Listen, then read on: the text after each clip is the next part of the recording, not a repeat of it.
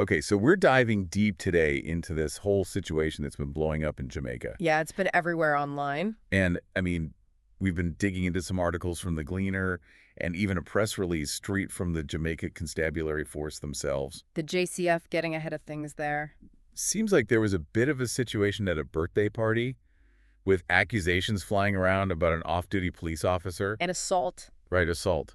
So, we're here to unpack all of it. Yeah, let's get into it. What exactly went down at this party? Well, from what we've gathered, this wasn't just any birthday bash. This was for Dancing Rebel. No kidding. Yeah, and they held it at the National Stadium parking lot of all places. So a pretty high-profile event then. Definitely, and that's part of what's making this whole thing so explosive. So we've got this off-duty officer, and there are allegations he assaulted someone. Two people, actually, a popular TikToker named TJ and his girlfriend Moya.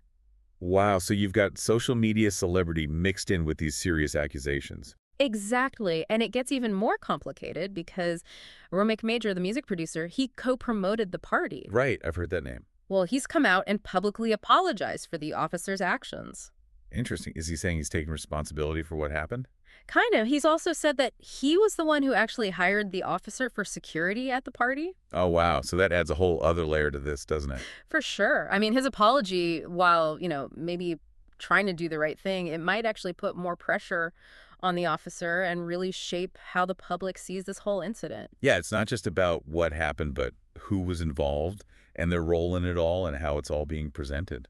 And then, of course, you have the whole social media aspect. This thing went viral. Globally, right? Yep. International attention, condemnation, you name it.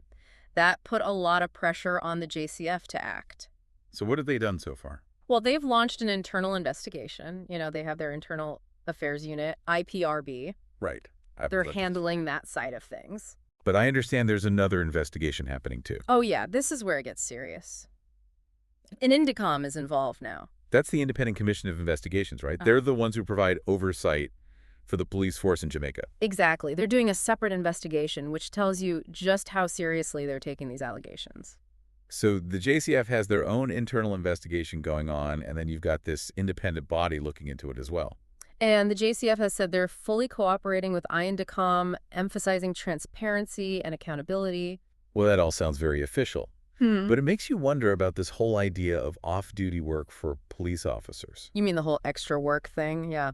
Is it actually legal for Jamaican police officers to moonlight as security guards? It is actually, it's allowed, but there are specific guidelines they have to follow. Makes sense, because it seems like that could create some pretty tricky situations. Absolutely. That's why the JCF has these force orders they came out with in 2018. What do those orders say? Well, they outline the rules for extra work, basically trying to prevent conflicts of interest and make sure officers are prioritizing their public duties. So an officer couldn't be working security at a place that might have to investigate as part of their regular police work. That's the idea. Right. Makes sense, I guess. But even with those rules in place, isn't it still a bit of a tightrope walk? Oh, for sure. I mean, how do you guarantee an officer can totally separate their public role from this private security work? Yeah, that's a tough one. The JCF keeps saying that ethical conduct and accountability are key no matter what an officer is doing on or off duty. But this incident really highlights just how difficult that can be in practice. It's a really complicated situation when you think about it. An alleged assault, a high-profile event investigations by both the police force and an independent body, and then this whole issue of police officers taking on private security work. A lot to unpack there, and I think it really boils down to this question: how do you balance the rights of police officers to earn extra income? Which is understandable. Totally, but how do you balance that with the public's need to trust the police and hold them accountable? Especially when it comes to something as sensitive as security work. And, this isn't just a Jamaica issue. It raises questions about similar policies and incidents that happen all over the world. That's a good point. It makes you think about how other countries deal with these kinds of situations, what works, what doesn't, and what it means for police conduct and oversight overall. Definitely some food for thought. Lots to consider. Thanks for breaking it all down. Anytime, and